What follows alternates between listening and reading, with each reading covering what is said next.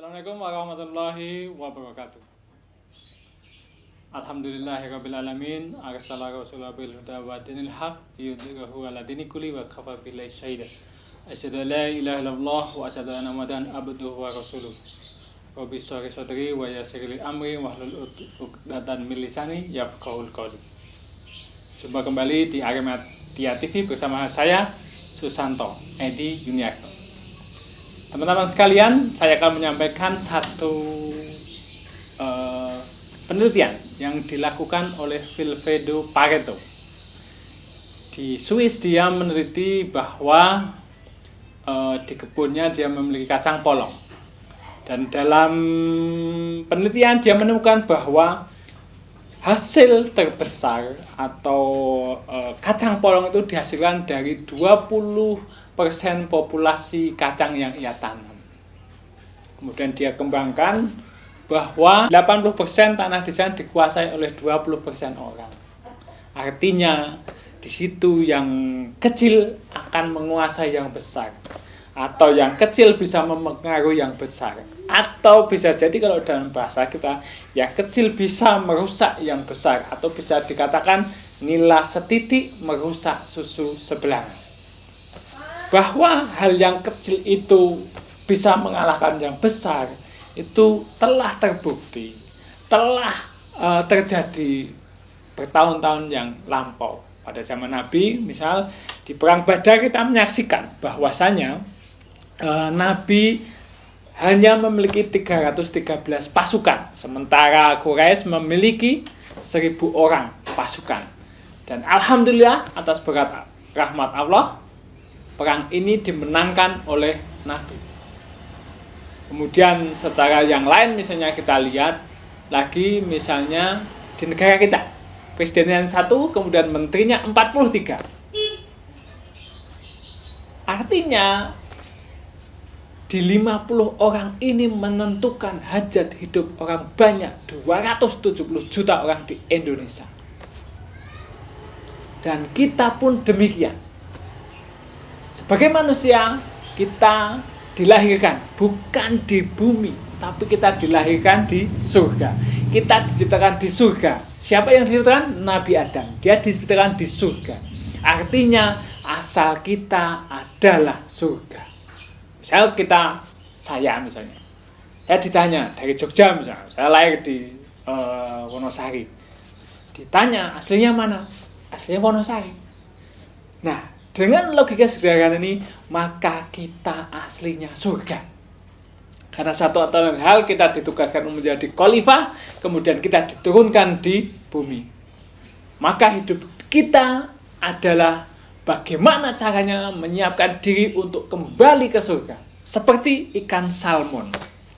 Ikan salmon hidup di suatu sungai atau suatu kolam, kemudian dia besar, dia menuju ke lautan, dia mencari karunia Allah di lautan, dan suatu saat ketika dia itu mau bertelur, maka dia akan kembali ke asalnya dan bertelur di sana, kemudian melakukan regenerasi.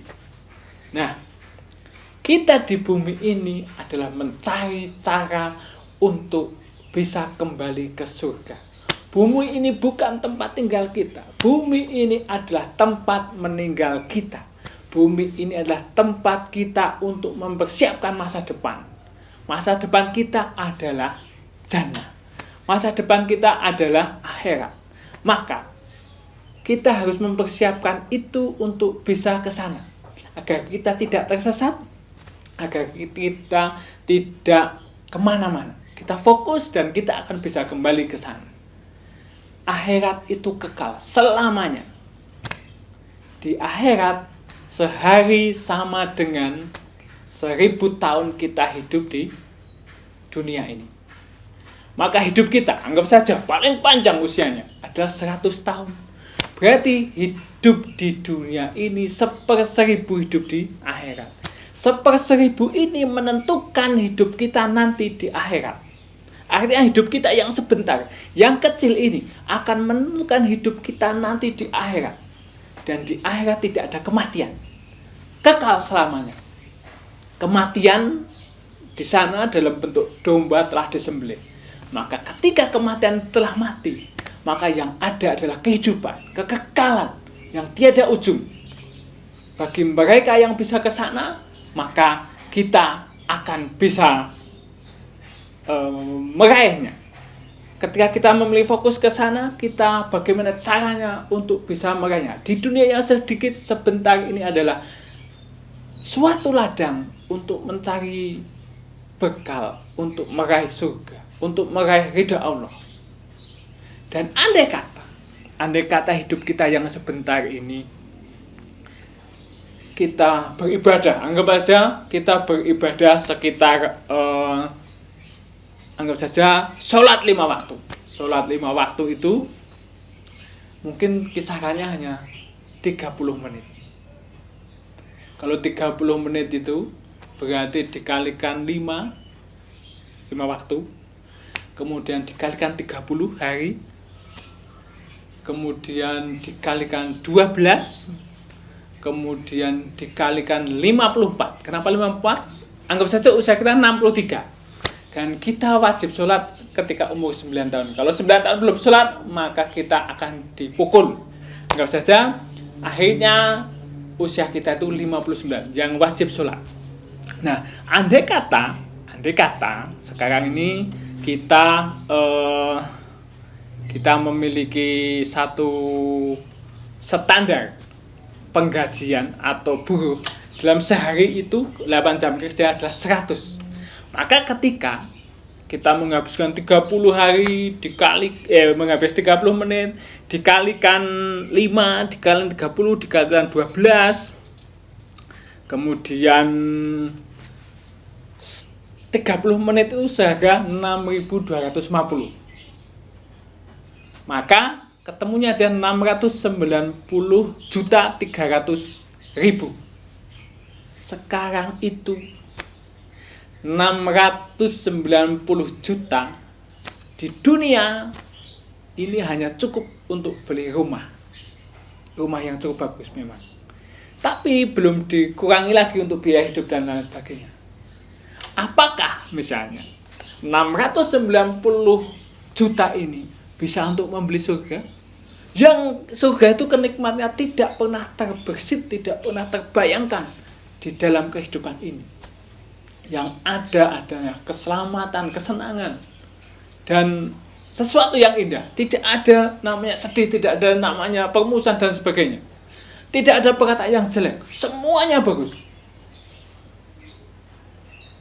Jadi surga itu sangat luar biasa. Oleh karena itu kita harus mencari cara untuk membeli surga. Oleh karena itu kita harus memiliki leverage. Apa itu leverage? Pengungkit, pengkali. Jadi misalnya kalau kita mau memiliki satu harga dari ibadah yang 70 kali lipat lebih baik, maka nikahlah. Insya Allah nikahnya akan memberi satu wasilah sehingga ibadah kita menjadi 70 kali lipat lebih baik daripada sholatnya, ibadahnya bujangan. Apakah ada leverage yang lain? Tentu ada. Leverage-nya adalah dengan melakukan ibadah di bulan puasa. Nanti kita akan menemui yang namanya Lailatul Qadar. Andai kata kita melakukan ibadah dengan sangat ikhlas, dengan hanya untuk Allah, inna sholati wa mahyaya wa mamati lillahi rabbil alamin, biasa kayak gitu. Maka ketika kita sudah menikah, pahalanya dikalikan 70, kemudian akan dikalikan 1000 karena dia bermakna 1000 bulan. Nah, leverage inilah yang akan bisa membeli surga. Maka sudah seyogyanya kita memanfaatkan Ramadan ini sebaik mungkin, seikhlas mungkin. Kemudian sebanyak-banyaknya kita beramal, kita beribadah. Dan insya Allah hitungan dari yang telah kita sampaikan akan berkali lipat, dan insya Allah kita akan bisa meraih surga yang menjadi tujuan kita. Tujuan hidup kita adalah kembali ke surga, kembali di mana kita berasal. Ingat itu. Oleh karena itu kita harus selalu berada dalam kebaikan, karena surga adalah agregat dari kebaikan. Tidak ada keburukan di sana, dan keburukan tidak akan mungkin bercampur dengan kebaikan, dan kebaikan tidak akan mungkin bercampur dengan keburukan. Air tidak akan mungkin bercampur dengan minyak, dan minyak tidak akan bercampur dengan air. Surga adalah kebaikan. Maka ketika kita baik, maka kita akan bisa meraih atau bersatu dengan surga. Di emperannya sudah alhamdulillah, di terasnya sudah alhamdulillah. Syukur-syukur kita punya istana. Surga memang tidak terbetik dalam hati, tidak terbesit dalam pikiran, dan oleh karena itu kita harus bersungguh-sungguh bahwa fokus kita adalah surga, kembali ke surga, melakukan ibadah dengan luar biasa, melakukan ibadah dengan sangat ikhlas. Kita berusaha untuk menjadi baik, menjadi orang baik, dan akhirnya kita akan bertemu dengan kebaikan yang dinamakan husnul khotimah.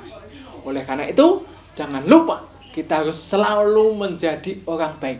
Ojo lali dadi wong apik, biar kita bertemu dengan apik, yaitu husnul khotimah, dan bisa masuk ke dalam jannah secara luar biasa. Begitu dari saya. Wassalamualaikum warahmatullahi wabarakatuh.